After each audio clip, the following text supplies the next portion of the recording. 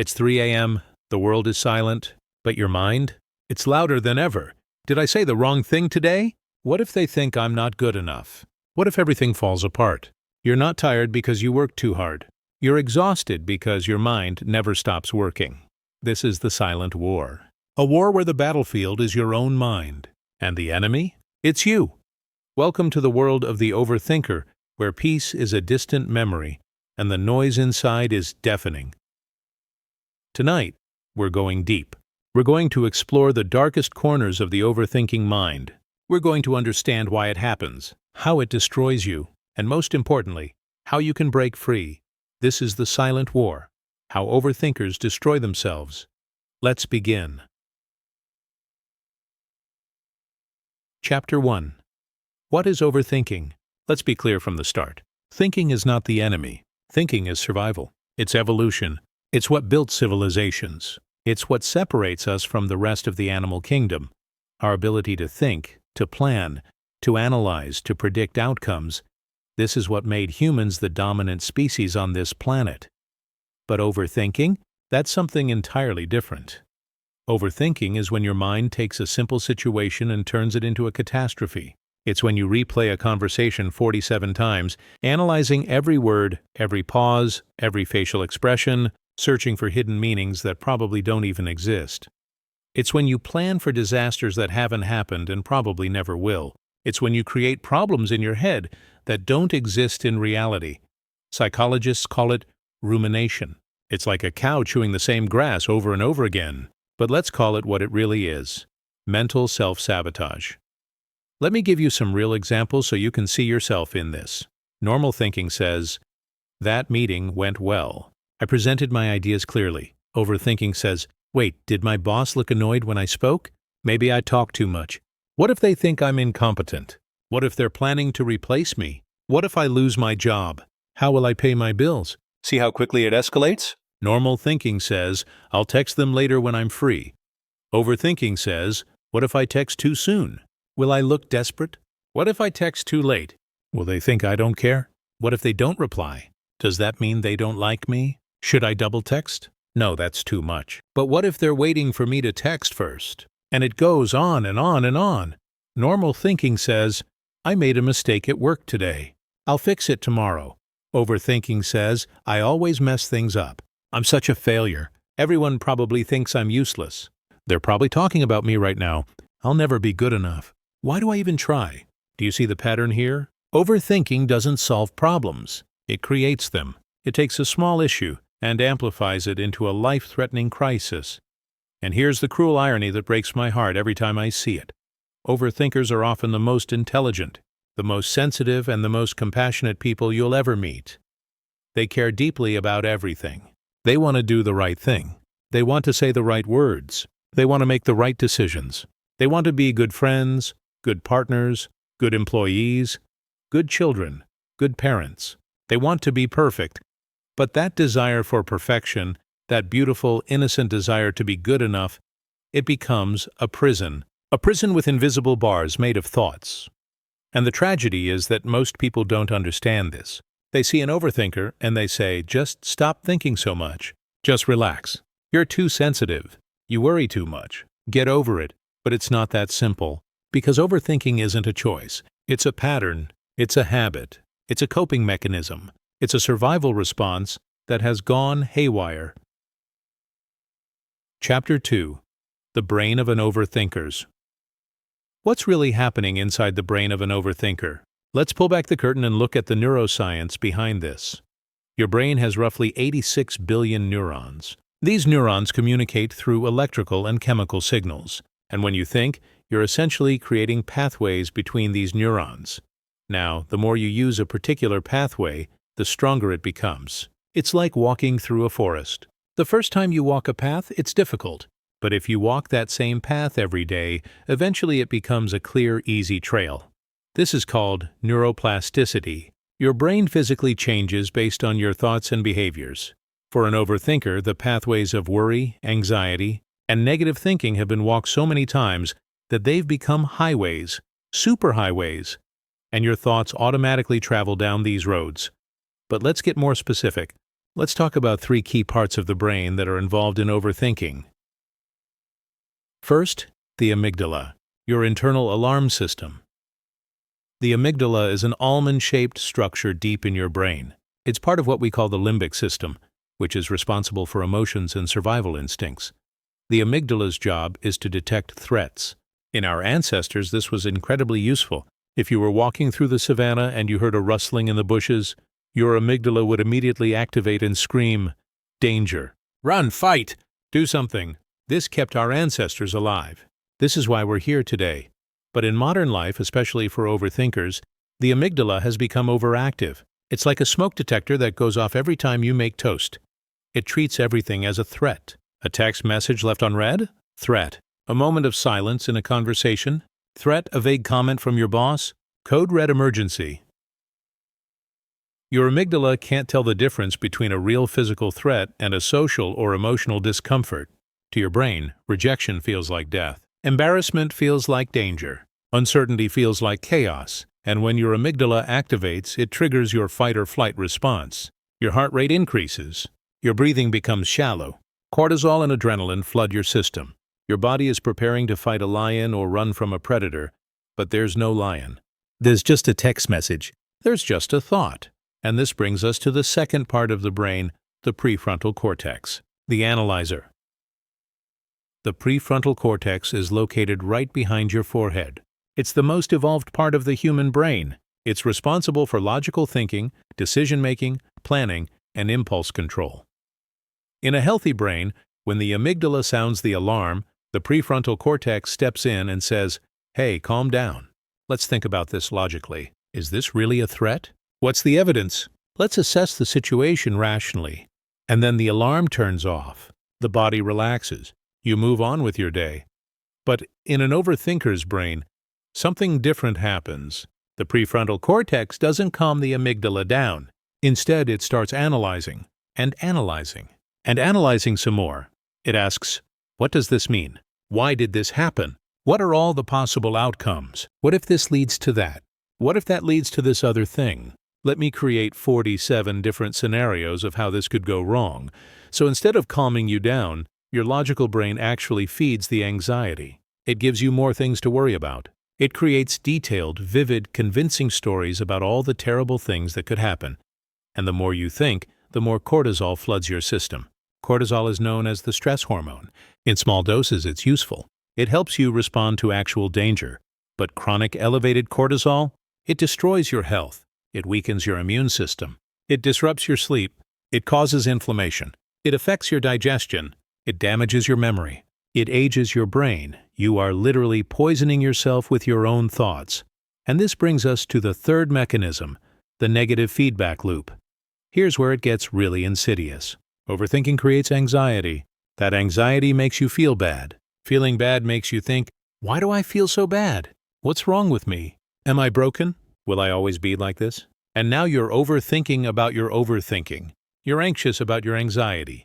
This creates what psychologists call a negative feedback loop.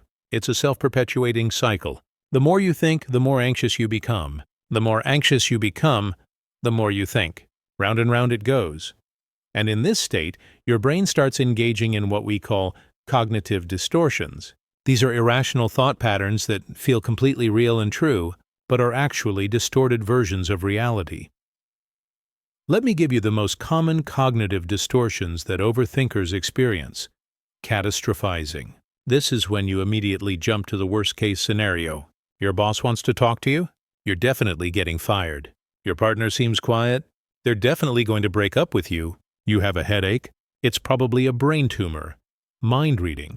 This is when you assume you know what other people are thinking, even though you have no evidence. You're convinced that everyone thinks you're annoying or boring or stupid or weird. You believe you can read their minds.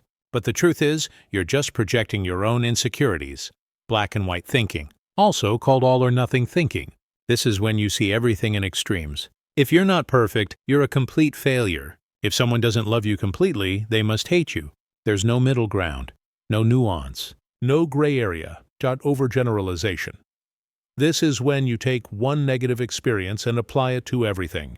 You failed once, so you'll always fail. Someone rejected you, so everyone will reject you. You use words like always and never. I always mess things up. Nothing ever works out for me.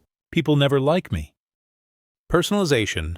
This is when you take everything personally and blame yourself for things that aren't your fault. Someone is in a bad mood? It must be because of something you did. Your friend canceled plans? They must be mad at you. Something went wrong at work? It's all your fault. These cognitive distortions feel true.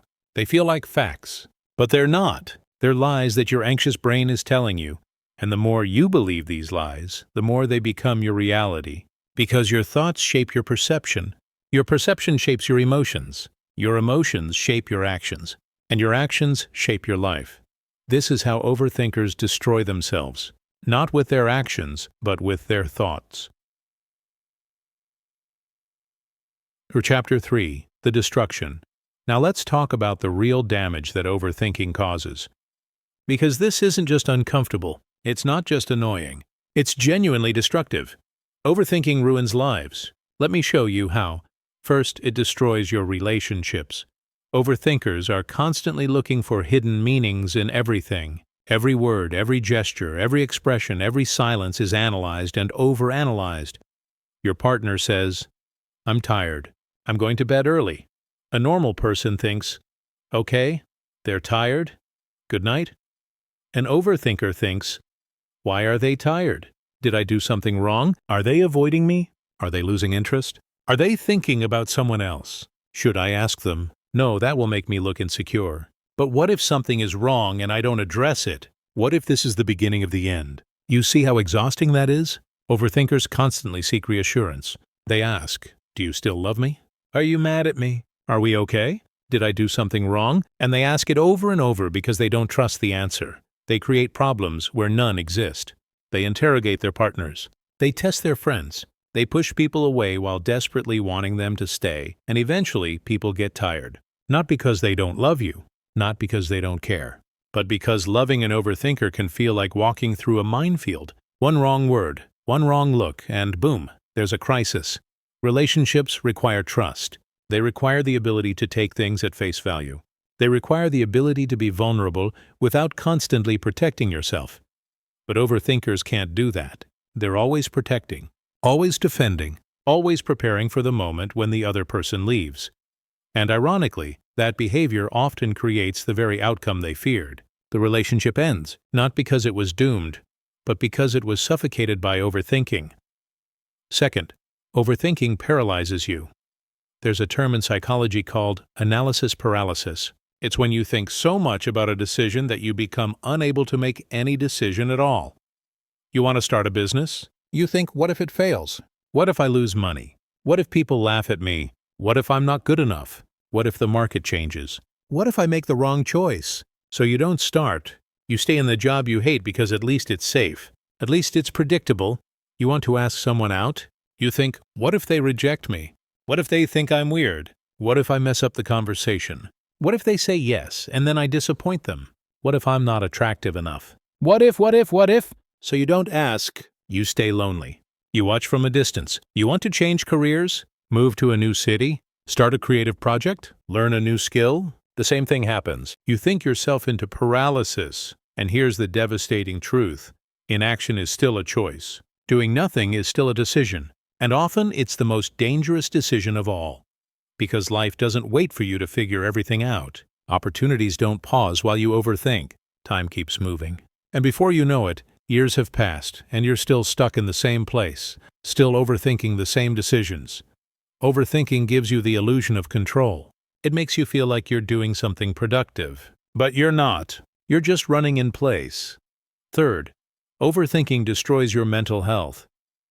Chronic overthinking is strongly linked to anxiety disorders and depression. In fact, rumination is one of the key maintaining factors for depression.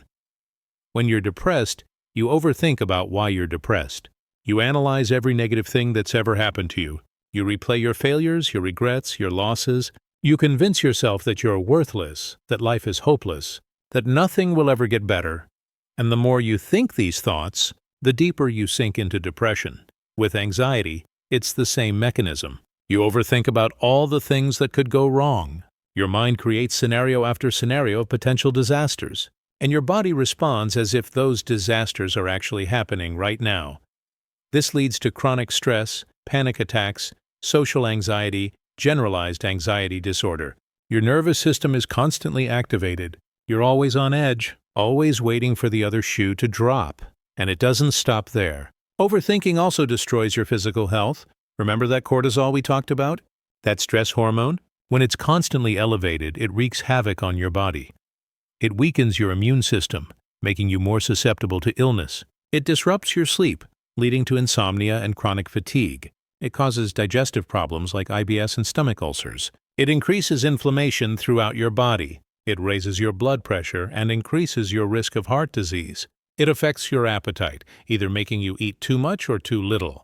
It causes tension headaches and migraines. It accelerates aging at the cellular level. Your body was simply not designed to be in a constant state of stress. When your mind is at war with itself, your body becomes the casualty. And perhaps the saddest part of all this is that most overthinkers suffer in silence. They put on a smile. They tell everyone they're fine. They function at work. They show up for their responsibilities. They maintain the appearance of normalcy. But inside, they're drowning. Inside, they're exhausted. Inside, they're barely holding it together. They're ashamed of their overthinking. They think it's a weakness. They think they should be able to just stop it. They think everyone else has it figured out and they're the only one struggling. So they don't talk about it. They don't ask for help. They suffer alone. And the war inside their mind continues, day after day, night after night, thought after thought. Chapter 4. Why do we overthink? So why does this happen? Why do some people overthink while others seem to effortlessly go with the flow? The answer is complex. There's no single cause. But there are several factors that create the perfect storm for overthinking. Let's start with childhood conditioning. Many overthinkers grew up in environments where they had to be hypervigilant, where they had to constantly read the room, predict people's moods, and adjust their behavior accordingly. Maybe you grew up with a parent who was unpredictable. One day they were loving and warm. The next day they were angry and cold. You never knew which version you were going to get. So you learned to read the signs. You learned to analyze their tone of voice, their facial expressions, their body language. You learned to walk on eggshells. You learned that if you could just predict their mood and behave perfectly, maybe you could avoid the conflict, the criticism, the coldness. Overthinking became your survival mechanism. It kept you safe. It helped you navigate a chaotic environment. Or maybe you grew up in a home where love was conditional, where you had to earn approval, where you were only valued when you achieved something, when you were perfect, when you didn't cause any problems. So you learned that you had to be flawless to be worthy of love. You learned to constantly evaluate yourself, to criticize yourself, to search for any flaw that might make you unlovable. You internalized the belief that you're not good enough as you are, that you have to constantly prove your worth. That one mistake could mean rejection, or maybe you were criticized a lot as a child. Maybe nothing you did was ever good enough. Maybe your achievements were dismissed and your failures were magnified. So you learned to criticize yourself before others could criticize you. You learned to tear yourself apart in your own mind. You learned that you can't trust your own judgment, that you're probably wrong, that you need to question everything you do and say. These childhood experiences wire your brain in specific ways. They create neural pathways. They shape how you see yourself and the world. And even now, decades later, even though you're an adult and you're safe, your brain is still running those old programs. It's still trying to protect you from dangers that no longer exist. Another major cause of overthinking is trauma. And I want to be clear here. Trauma doesn't have to be dramatic or extreme. It doesn't have to be the kind of thing you see in movies. Sometimes trauma is quiet. Sometimes it's subtle. Sometimes it's a series of small wounds rather than one big event. Trauma is anything that overwhelmed your ability to cope. Anything that made you feel unsafe, powerless, or deeply hurt. It could be a breakup that blindsided you, a friendship that ended without explanation or closure, a betrayal by someone you trusted, a moment of public humiliation, a period of intense loneliness, a loss you never fully processed. When you experience trauma, your brain's threat detection system becomes hypersensitive. It's like an alarm system that's been set to maximum sensitivity. Now, every situation that even remotely resembles the original trauma triggers that alarm. Your brain is trying to protect you. It's trying to make sure you never get hurt like that again, so you overthink everything. You analyze every interaction, searching for signs of danger. You try to control every variable. You prepare for every possible negative outcome. Your mind is essentially saying, if I can predict the pain, maybe I can prevent it. If I can see it coming, maybe I can protect myself this time. But here's the problem. This hypervigilance doesn't actually keep you safe. It just keeps you trapped in a constant state of fear. The third major factor is perfectionism and fear of judgment. We live in a world that's obsessed with image. Social media has turned everyone's life into a performance.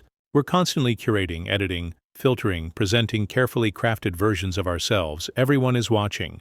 Everyone is judging. One mistake, one awkward moment, one unflattering photo, and it's out there forever for the world to see and criticize. For overthinkers, this is torture, because overthinkers are terrified of being seen as flawed. They're terrified of judgment, criticism, rejection. So they rehearse conversations before they happen. They replay conversations after they happen, analyzing everything they said, searching for mistakes. They edit their text messages 10 times before sending them. They agonize over every decision, every word, every action. They're trying to control how others perceive them. They're trying to be perfect so that no one can criticize them, reject them, or abandon them. But here's the truth. Perfection is impossible. It's a mirage. It doesn't exist, and the pursuit of perfection is destroying you because you're not trying to be the best version of yourself. You're trying to be a version of yourself that's impossible, a version that has no flaws, no needs, no vulnerabilities, no humanity. You're trying to be something other than human, and that's an exhausting, soul-crushing way to live. There's also a genetic component to overthinking. Research shows that anxiety and the tendency to ruminate can run in families. Some people are simply born with a more sensitive nervous system, with a brain that's more prone to worry. This doesn't mean you're doomed. It doesn't mean you can't change, but it does mean you need to be compassionate with yourself. You're not overthinking because you're weak or broken. You're overthinking because of a complex combination of your biology, your experiences, and the environment you grew up in. Understanding this is the first step toward healing, because you can't fix something if you don't understand what caused it. Chapter 5. The Healing Now. Here comes the part you've been waiting for. The part where I tell you how to stop overthinking, how to break free from this prison, how to finally find peace. But before we get into the practical steps, I need you to understand something crucial. Healing from overthinking doesn't mean your mind will suddenly go silent. It doesn't mean you'll stop thinking altogether. It doesn't mean you'll become some Zen master who floats through life without a care in the world. That's not realistic. That's not how brains work.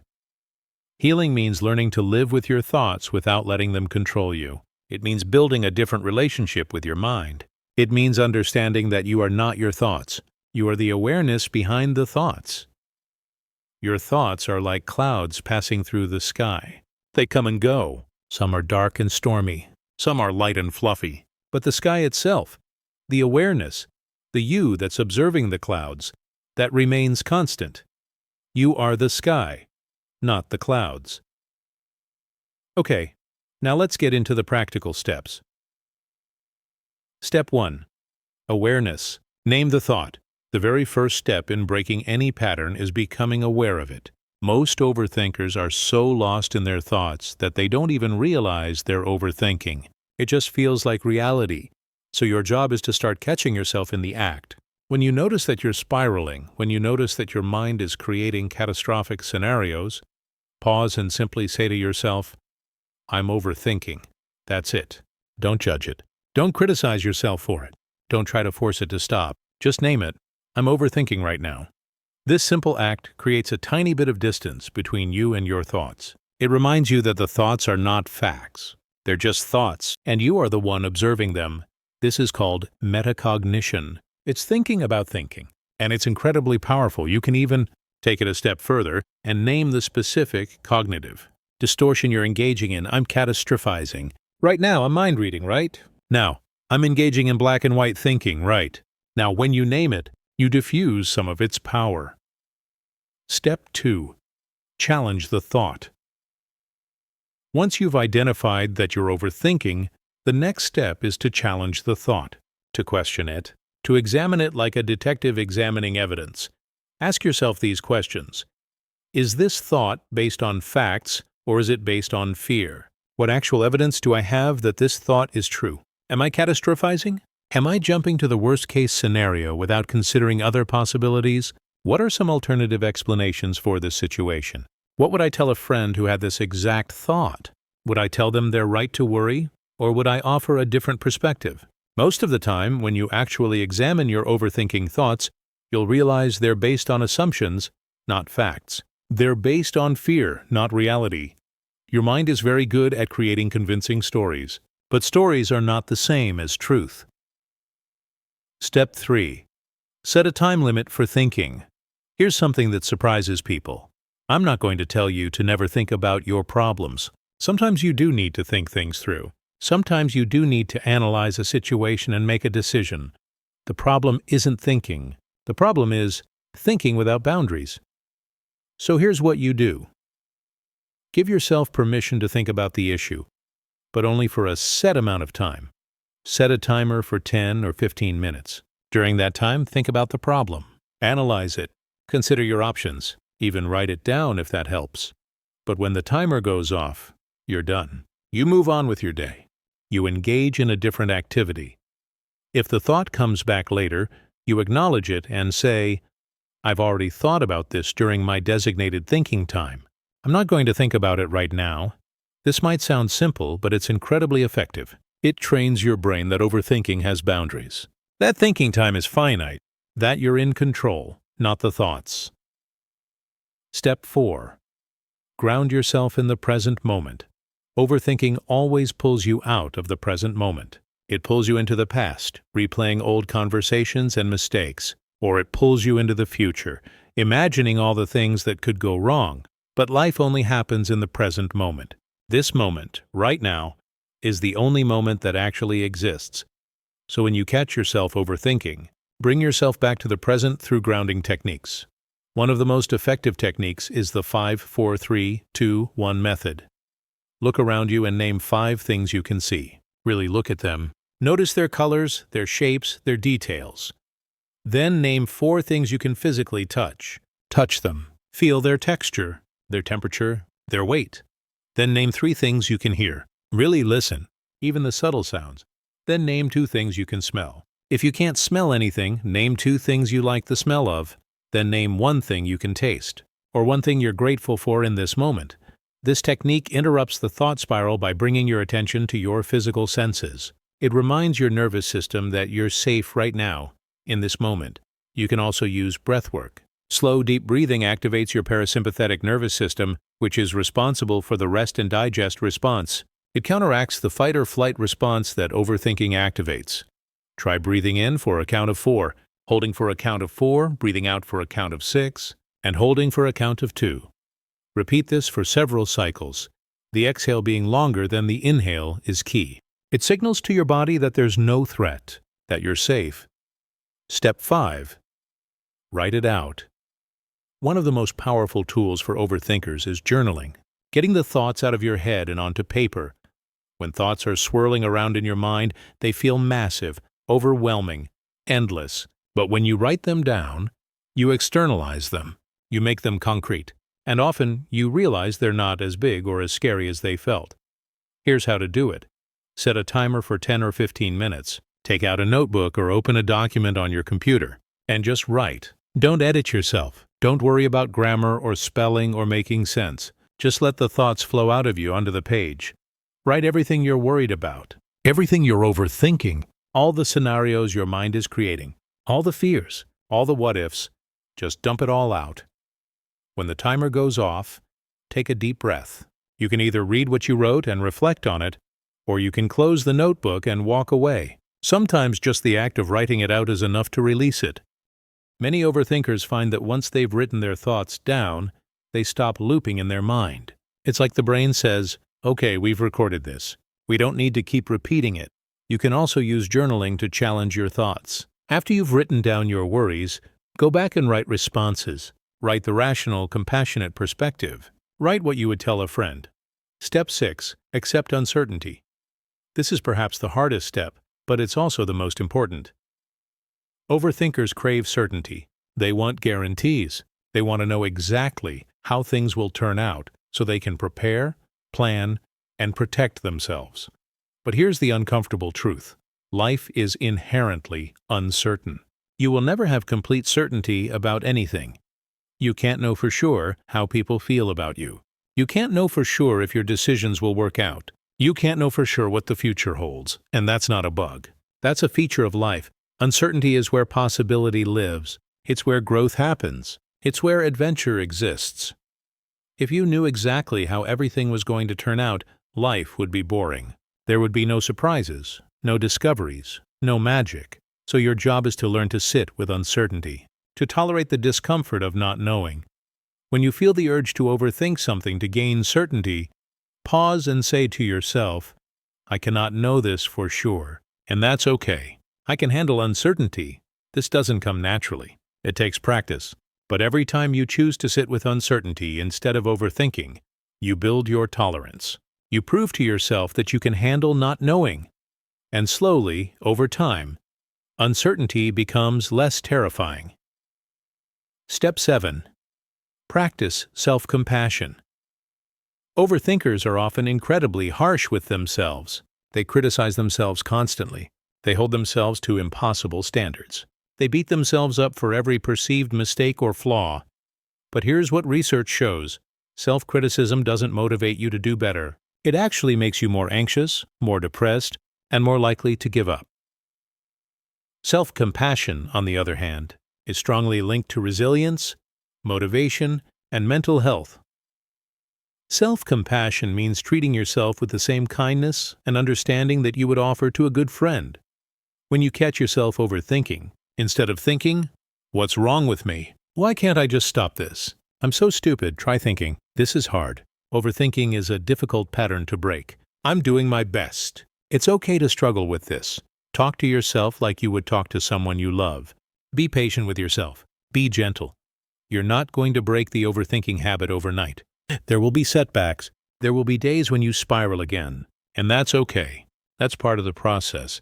Healing isn't linear. It's messy. It's full of ups and downs, but every small step counts. Every moment of awareness counts. Every time you challenge a thought or ground yourself in the present, you're creating new neural pathways. You're rewiring your brain. Step 8. Seek professional help. I want to be very clear about this. There is no shame in seeking therapy. None whatsoever. If you had a broken leg, you would go to a doctor. If you had a cavity, you would go to a dentist. Your mental health is no different. Cognitive behavioral therapy, or CBT, is especially effective for overthinkers. It specifically targets the thought patterns and cognitive distortions that fuel overthinking. A good therapist can help you identify your specific patterns, understand where they come from, and develop personalized strategies to change them. They can also help you process any underlying trauma that might be contributing to your overthinking. You don't have to do this alone. In fact, trying to do it alone often makes it harder. There are also other therapeutic approaches that can help, like acceptance and commitment therapy, mindfulness-based cognitive therapy, or even somatic therapies that work with the body's nervous system. Find what works for you. Be open to trying different approaches. And remember, asking for help is not a sign of weakness. It's a sign of wisdom. It's a sign of strength. It means you're taking your healing seriously. Chapter 6. The Transformation. Here's what I want you to understand. You are not your overthinking. Overthinking is something you do, but it's not who you are. Underneath all those thoughts, underneath all that anxiety, underneath all that fear, there is you. The real you. The you that existed before the overthinking started. That version of you is still there. They haven't disappeared. They've just been buried under layers and layers of thoughts. And your job now is to excavate that true self, to peel back the layers, to remember who you are when you're not at war with your own mind. Who would you be if you weren't constantly overthinking? What would you do if you weren't paralyzed by analysis? How would your relationships change if you could just be present and trust? What dreams would you pursue if you weren't afraid of making the wrong choice? These aren't rhetorical questions. These are invitations. Invitations to imagine a different way of being, a different relationship with your mind, Because here's the beautiful truth. Change is possible. Your brain is plastic. It can rewire. It can create new pathways. It can learn new patterns. Every single day, people break free from overthinking. Every single day, people heal from anxiety. Every single day, people transform their relationship with their thoughts. You can be one of those people. But it requires commitment. It requires practice. It requires patience. There will be hard days. There will be moments when you feel like you're not making progress. There will be times when you slip back into old patterns. And that's okay. That's part of the journey. Healing isn't about never overthinking again. It's about catching yourself sooner. It's about recovering faster. It's about having more good days than bad days. It's about building a life where overthinking doesn't run the show anymore. You're not aiming for perfection. You're aiming for progress, and every small victory matters. Every time you challenge a thought, every time you ground yourself in the present, every time you choose self-compassion over self-criticism, every time you sit with uncertainty instead of spiraling, those moments add up. Those moments create momentum. Those moments change your brain. Shot closing. So let me leave you with this. The silent war inside your mind doesn't have to be forever. This is not your permanent state. This is not your destiny. You are not weak for overthinking. You're not broken. You're not too much. You're not too sensitive. You're human. You're a human who's been through things. A human who learned to protect yourself with your mind. A human who's been doing the best you can with the tools you have. But now you have new tools. Now you have new understanding. Now you have a roadmap.